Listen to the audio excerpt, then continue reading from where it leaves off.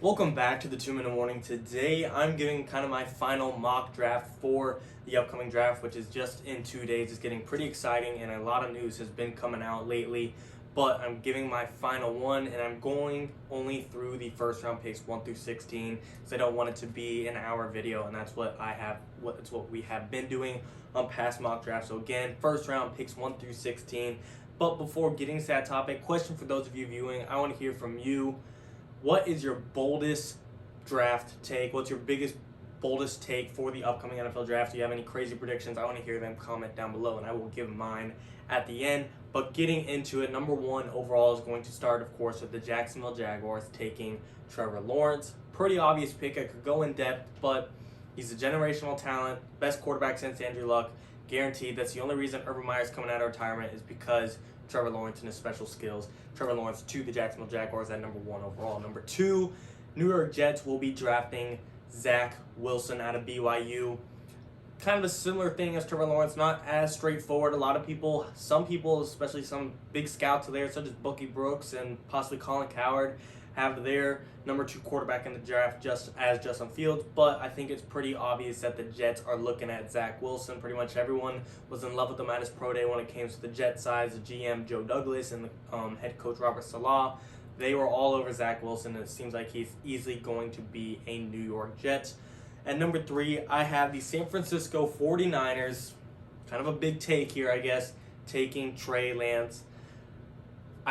I'm not buying the Mac Jones thing. Yes, I do think they're considering it, but John Lynch, the GM of the Niners, he has the final decision at the end of the day. He's a very smart dude, and I trust him and believe in him to make the right choice in that front office, to make the right choice and go with the guy with the higher ceiling and he's just a higher caliber player than Mac Jones by far. Yes, rookie year, Mac Jones might be able to win more games than Trey Lance if they were to play rookie year.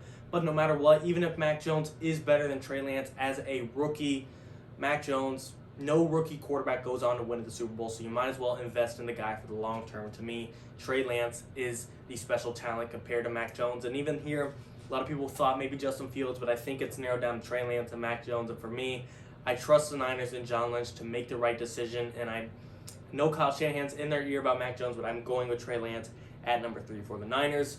Number four, Atlanta Falcons. I believe they will be taking Kyle Pitts. Similar thing as Trevor Lawrence. Kyle Pitts seems to be a generational talent, that it's just a new GM and a new head coach in Atlanta. They need a solidified pick that they could count on, and they know that won't turn into a bust. And you look at a receiving core between a new Kyle Pitts, a healthy Julio Jones, a Calvin Ridley, and Matt Ryan, who's still got a little bit of gas left in the tank. That is a very potent and very dangerous offense that the Falcons can work with. Yeah, there's been some Julio Jones trade discussions, but until that comes into fruition, I'm considering him being on the team for now, and Kyle Pitts would be a huge addition for them 100%. Number five, Cincinnati Bengals. I'm going with the smart route here. I have them taking Penei Sewell, the top offensive tackle out of Oregon.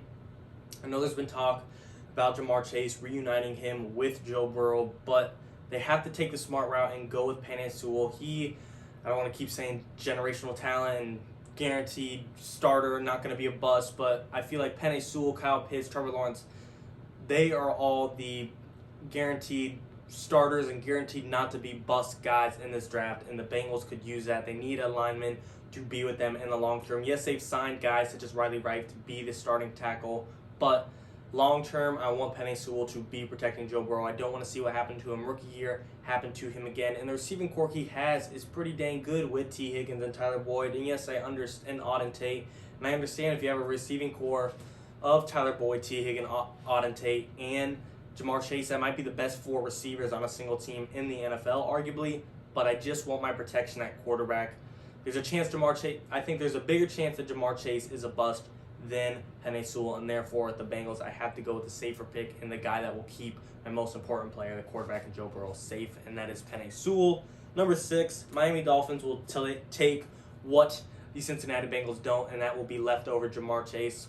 Dolphins, they need a receiver more than the Bengals do. They have Devonta Parker, and they got Will Fuller, and they got Mike Gesicki, who's pretty underrated tight end. But Devonta Parker and Will Fuller, they're both too injury prone. They need a new receiver in this receiving core that they can always count on. Not to say Jamar Chase is unbreakable, but they just need some depth and some star power in that receiving core.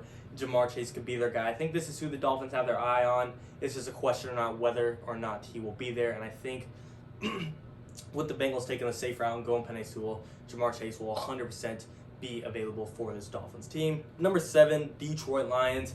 They're going to go receiver as well. They lost Kenny Golladay. They lost Danny Amendola. They lost Marvin Jones Jr. So I have them taking Jalen Waddle. Yes, Jared Goff, he needs someone to throw to after the Lions lost a lot of that receiving core, and all that's left is now newly signed Rashad Perryman and TJ Hawkinson. Guess it's someone to throw to, but Jared Goff, not being the greatest quarterback, he needs some X-factor receivers that he can rely on, and Jalen Waddle can be that guy. It's not the best team for Jalen Waddle to have an amazing career with and go on to win multiple Super Bowls with, but it is a team that could definitely use him, and he could definitely help out that quarterback. So I do have the Lions going on offense. You got a very brutal head coach, a very offensive-minded head coach. He's very, Fred Flintstone-like, and I do think that's an offensive guy that is looking at a receiver that could be an X-factor type of guy. And Jalen Waddle fits this scheme, in my opinion, with the Lions, so I have him going there at number 7. Number 8, Carolina Panthers. I do like this team a lot this year. Making the trade for Sam Darnold, I think, was smart. And now you have Sam Darnold coming back, Christian McCaffrey coming back, and not Sam Darnold coming back, but Sam Darnold coming in, Christian McCaffrey coming back, Robbie Anderson, DJ Moore, and then on the defense, you signed Hassan Reddick, and you're getting a Jeremy Chin into his next year. This defense is looking solid, offense is looking solid, but the offensive line could use some help, and therefore I have them taking Rashawn Slater at number 8 overall. He could play the position 1 through 5 on that offensive line. He could go interior, or he could be a top tackle. So I have the Panthers taking another safe pick going towards the Panthers' way, and then choosing Rashawn Slater, the guy that could really protect Sam Darnold and help him get the ball down the field to the connection he already has with Robbie Anderson and, of course, DJ Moore, and obviously open up some holes for a top 3 running back in the NFL, and Christian McCaffrey as well. Number 9, Denver Broncos. Might be a surprise to Broncos fans, might not be a surprise to fans in general, but I have them taking quarterback in Justin Fields. I still think Justin Fields should have gone earlier and possibly to the Jets or to the Niners, but I don't think he will, so I'm going to bring him to the Denver Broncos, where some quarterback competition will be happening between Drew Lock and Justin Fields. I'm not on the Drew Lock train. I like the Broncos roster in a Noah Fant, Cortland Sutton, Jerry Jeudy, and then on defense you got Bradley Chubb, Von Miller, Kyle Fuller, Bryce Callahan, Ronald Darby, Justin Simmons. This Broncos roster is pretty good on defense. The receiving core is pretty ready, but the quarterback is not ready, and therefore we need some competition in that quarterback room between Justin Fields and Drew Lock. One of the two I think will pan out and be a starter and possibly be a competitor in this division to maybe win a division title one day. But as of right now, Drew Lock is not the answer. And maybe if Justin Fields come in and gets Drew Lock to get moving on his ass, start working out more and start focusing more, things could change. But either way, I think if you get Justin Fields and Drew Lock in the same room, one guy will shine, and you'll pan out to find your quarterback of the future over the next decade or so. Number 10, I had the Dallas Cowboys taking the top cornerback in the draft.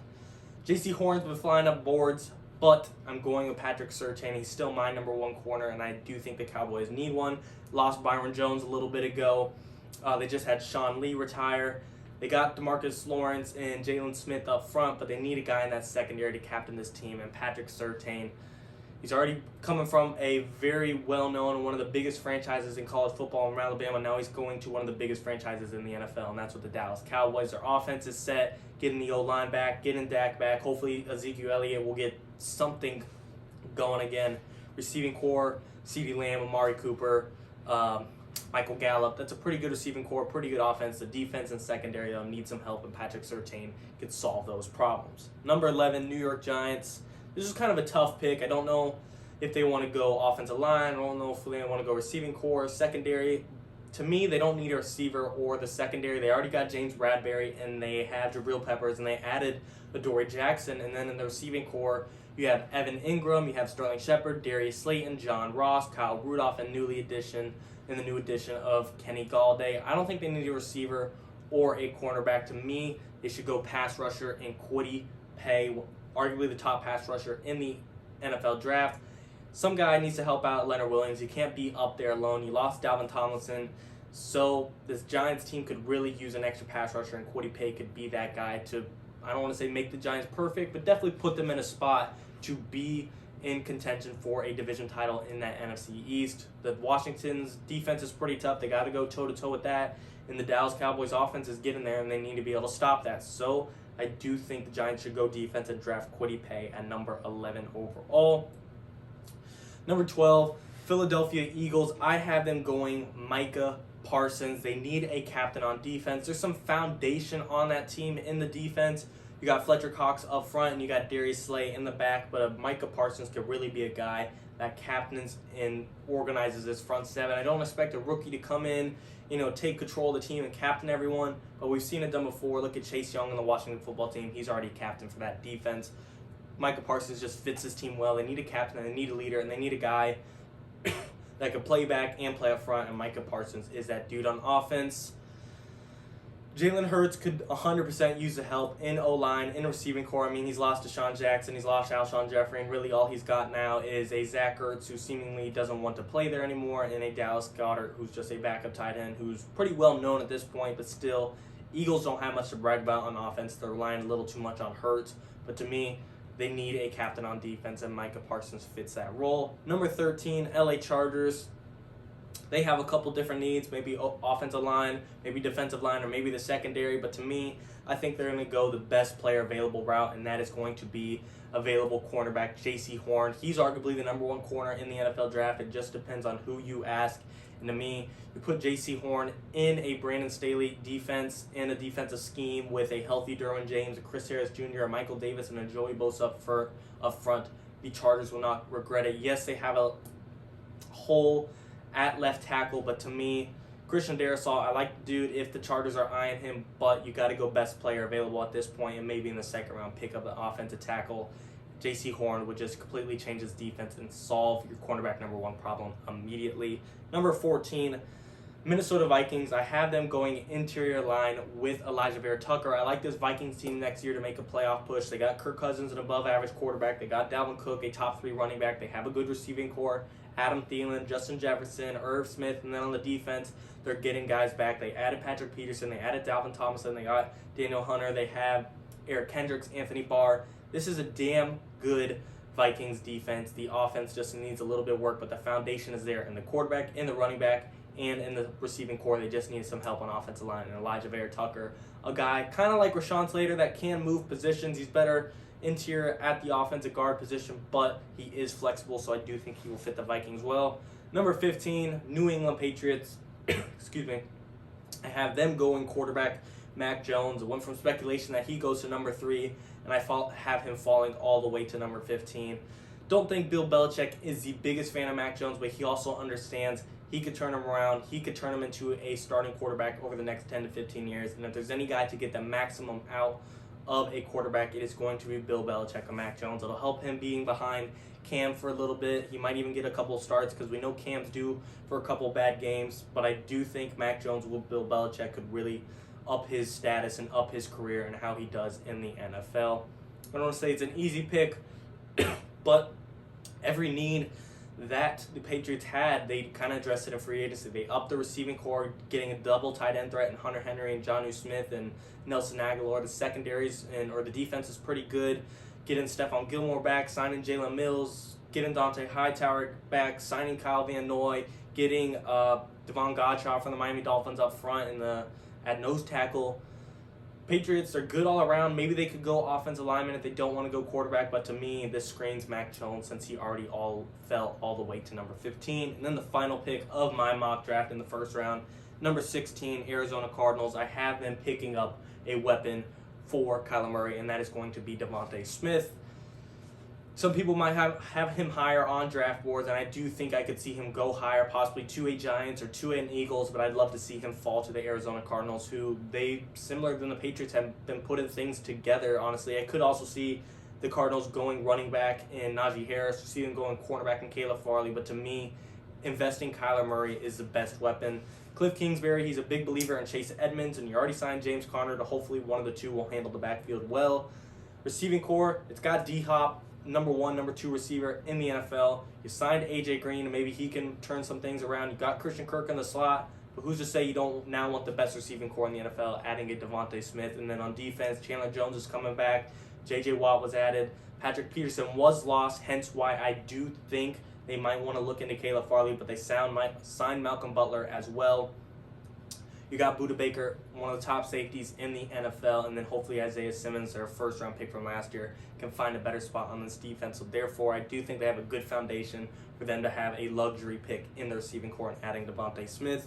But that is all I'm going through, guys. Picks 1 through 16 in the first round. Comment down below, of course, your boldest predictions, and of course, do you agree or disagree with my list? I do think a couple things can change come draft day 100%, but as of right now, this is what I'm rolling with. My boldest prediction, I guess, was the Niners passing on Mac Jones, but we'll have to see. Again, drop your boldest predictions down below. And as always, guys, thanks for watching.